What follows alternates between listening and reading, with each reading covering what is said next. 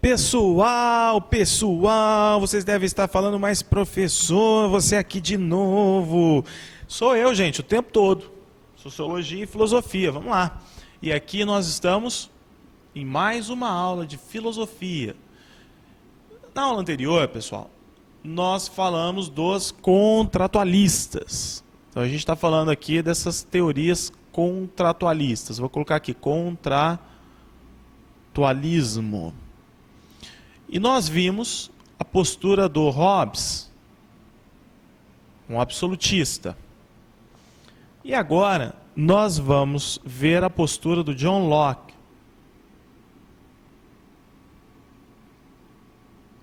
O John Locke, que é um liberal.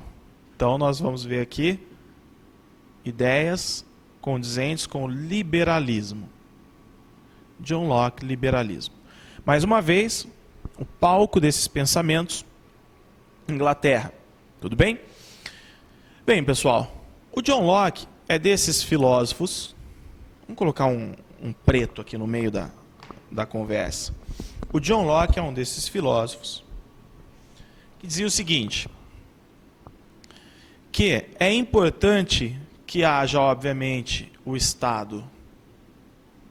Obviamente é importante que haja o Estado. Mas o poder do rei não deve ser absoluto. O poder do rei não deve ser absoluto. E não sendo absoluto, quem teria então a responsabilidade, um momentinho aqui, quem teria então, qual órgão teria então a responsabilidade de limitar o poder do rei? O parlamento. Ok? Então, o parlamento é o órgão competente, a instituição competente para limitar o poder do rei. Tudo bem? Vamos lá. Assim como para o Hobbes, o John Locke também admite que o homem, primitivamente, vive em um estado natural. E no estado natural, pessoal, cada um cuida da sua vida. Cada um no seu quadrado. Olha lá, ó. Então, os homens vivem por si mesmos. Não vivem, por exemplo, por uma organização social, mas vivem por si mesmos. E ao viver por si mesmos, vivem, assim como defendia o Hobbes, vivem sem segurança e sem progresso. Pessoal, um ponto fundamental para a tua prova.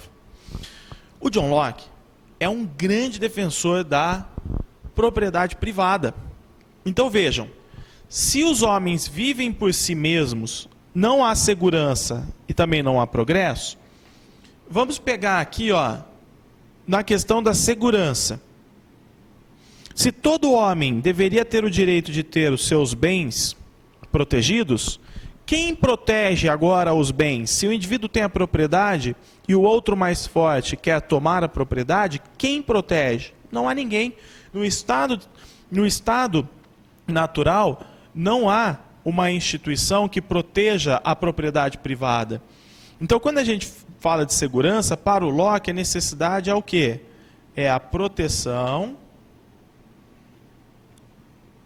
da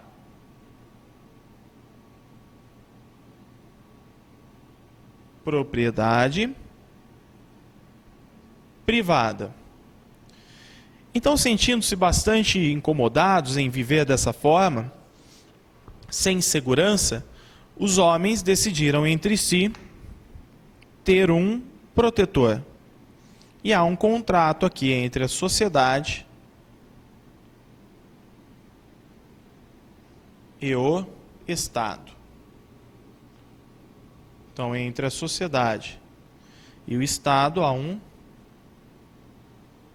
contrato. Bem, obviamente que não um contrato nos termos daquilo que pregou, daquilo que ensinou o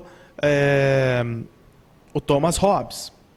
O Estado aqui, gente, para o John Locke, vejam lá, para o John Locke, o Estado é um mediador de conflitos. Isso quer dizer que o Estado faz a sua parte, garante o desenvolvimento, garante a ordem, garante as regulamentações.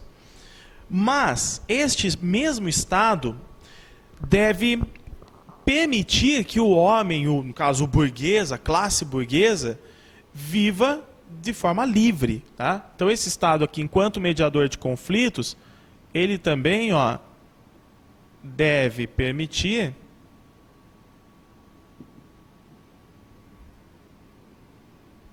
que os homens vivam livremente.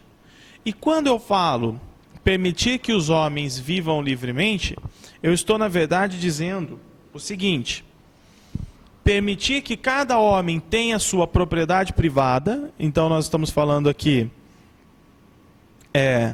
uso, né, da propriedade privada, que cada homem possa ter e usar a sua propriedade privada sem intervenção do Estado.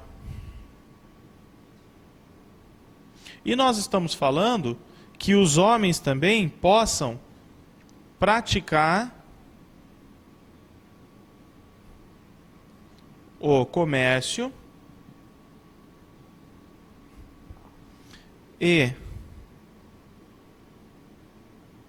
promover a concorrência. Lembrando que no sistema liberal, o que rege o mercado não são as leis do Estado, mas as próprias leis e princípios do mercado. Lei da oferta, da procura, não é? Então aqui, por exemplo, os homens deveriam concorrer no mercado, promover a concorrência, os burgueses no caso, né? A classe que mais se interessa por esse posicionamento liberal do John Locke é a burguesia.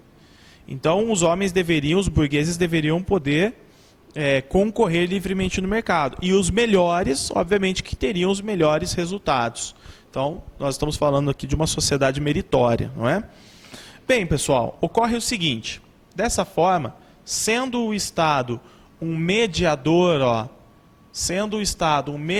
que deve respeitar a propriedade privada e respeitar também a livre concorrência, o que nós vamos perceber é que a responsabilidade do Estado não é de intervir. Responsabilidade do Estado não é de intervir sempre, mas somente quando os direitos e os interesses da burguesia sofrerem algum tipo de ameaça. Então, responsabilidade do Estado intervir quando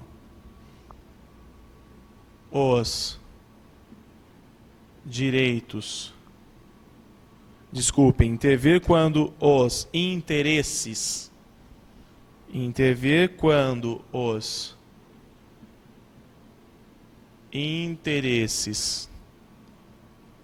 da burguesia sofrerem alguma ameaça. Então, apenas quando sofrer alguma ameaça que o Estado deve intervir para proteger esses direitos. Como, por exemplo, quando a propriedade privada for ameaçada ou quando os direitos individuais forem ameaçados. Agora, uma observação importante. Caso o Estado haja com irresponsabilidade, ele deve ser contestado pela população. Então, vamos deixar essa ressalva aqui, ó. Caso o Estado haja com abuso ou irresponsabilidade,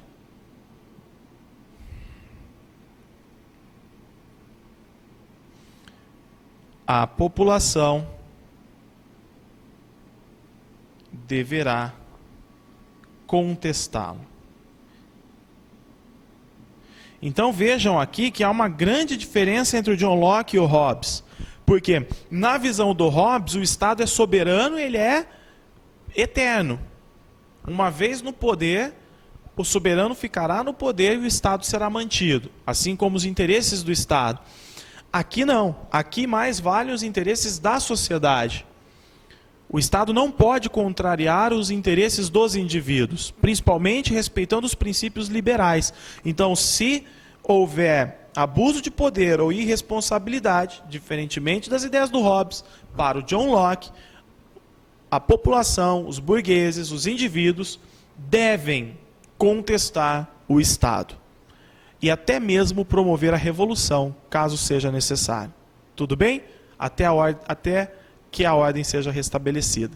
Então, gente, aqui nós vimos um resumo que vai ajudá-los muito nas provas aí de Enem, vestibulares e concursos, sobre a postura contratual do John Locke. Mais uma aula finalizada. Até mais!